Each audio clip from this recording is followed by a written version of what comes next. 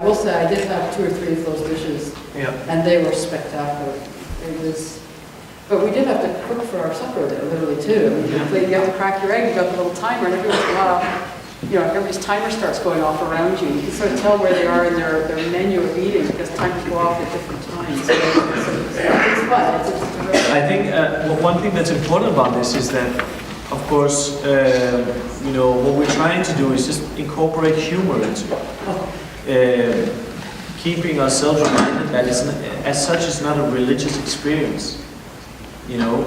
No, it was very humble. It was very. Yeah, it's about fun, and this in our part of the world, where we're traditionally Protestants, you know, and that's probably one of the biggest reasons why we don't have a high developed cuisine that's made for pleasure, because religion prevented us from having it. Food you took in silence. Food was not meant to enjoy you like that. That was a sin, like masturbation or something, you know.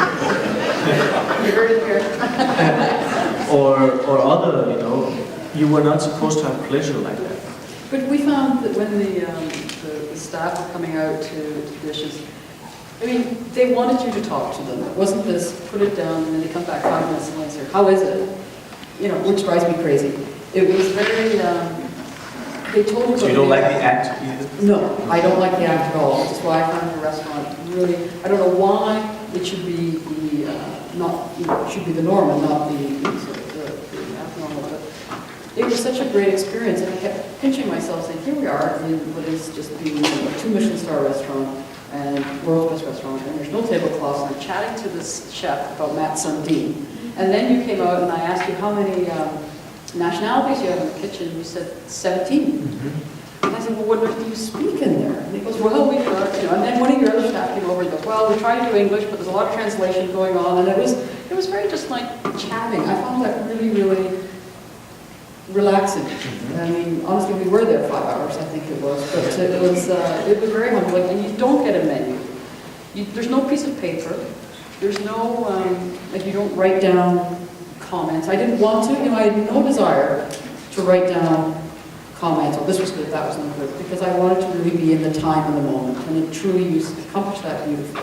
What I want to ask you though is, you have itchy feet, I'm sure you do. Could you take this, would you like to travel and then do this in a warm climate? Could you see yourself going, like where do you see Rene Redzepi being in 5 or 10 years? And Noma, do you see yourself moving on at some point in your career to a warmer climate and applying the same principles, or a different climate, or a different area, and doing that? But you mean to a better place? Well, we're slightly warmer in Toronto. I'd love you to have you here.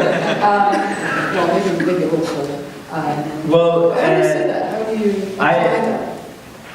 Well, for me, Noma is a very unique project. I feel lucky that I'm part of this. You know, that we are just working to develop. That's what we do. And at one point, of course, I think there's, which I think happens to any restaurants. What happens just usually is that they switch on the autopilot, and then they roll it out, and the restaurant keeps being very, very, very, very good to great, but it's lost its magic. The last few percentage that makes it the place where things are happening. And I've told myself I won't allow myself to do that at Noma. And I also have a personal ambition to try it again. Somewhere else? I want to try again. I want to try again and start from scratch, learn a new culture, and go into depth with things, read again, and teach new people, talk to new people, and just learn. I want to learn more. I don't want to, that's not my life project. Yeah. So you think, though, that there's a finite to the project that you're on now, and you move just to something else? Do you have any idea, or you haven't found it yet? It could be Poland. It could be Poland. Yeah, well, I mean, 7 years ago, people, would have said Denmark. Would have said Denmark, Yeah. I mean, it could be anywhere. It could be anywhere. I mean, it depends on my family, what's interesting, you know, where is there possibilities, and where is it interesting, where is there people that are up for it and open for it. Only self-serving in my regard. Would you write another cookbook? Well, tell us about the process. Like, I for a chef think- to write a cookbook. I How think was that? I think to write a cookbook is a very important lesson, and I think that it's something that chefs should start doing, even though they don't have a publisher, because you learn things about yourself. Once you start organizing yourself and start thinking things through, you actually start to know yourself better and your cuisine. Other than that, I think it's just a unique media, books. I found that out. I didn't know that before we made the book, because we worked so hard on it. It's something that stays forever, and it's something that you can feel. It's an extension of the restaurant. You know, one of the most regrettable things about Noma is the fact that, and there's no way around it, you know, it's going to be expensive, but it is expensive.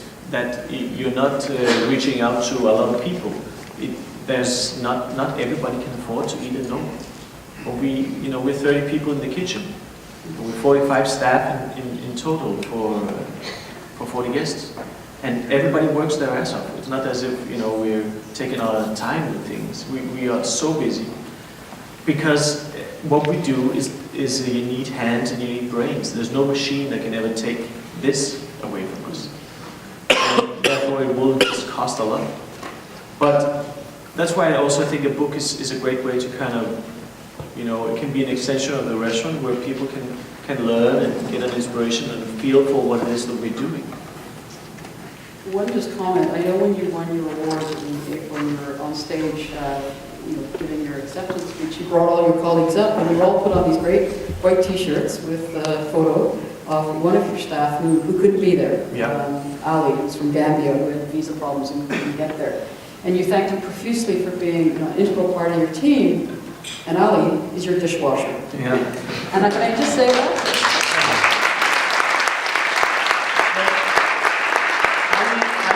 More than a dishwasher, because in restaurants, most of the time in these restaurants where you work so much, you have a young team. There's a lot of young people.